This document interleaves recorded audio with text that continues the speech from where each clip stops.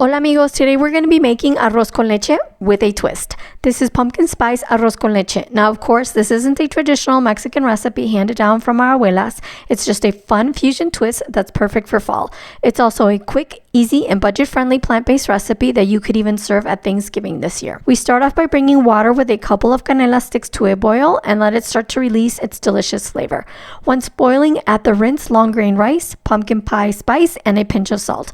The salt is added to help enhance flavors in desserts. Now cover the pot and let it simmer until nearly all of the water has been absorbed. Mix in the pumpkin puree, vanilla extract, and add the piloncillo. Then pour in the milk. Stir to combine and simmer for about 10 minutes or until the piloncillo has completely dissolved and the rice is creamy and delicious.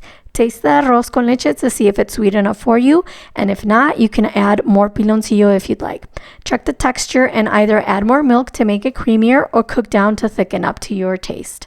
That's it. You can serve warm straight from the pot or allow to chill and serve cold.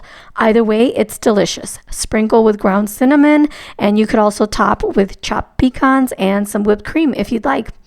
This pumpkin arroz con leche is creamy, has a caramel-like sweetness from the piloncillo, and it feels like autumn in a bowl. Don't worry, the pumpkin flavor isn't overpowering at all. Remember that you can find the written recipe both in the YouTube video description as well as the recipe card on my blog. And if you'd like a more traditional, classic arroz con leche, remember that I have those recipes already on my YouTube channel and my blog. Have a beautiful day, amigos.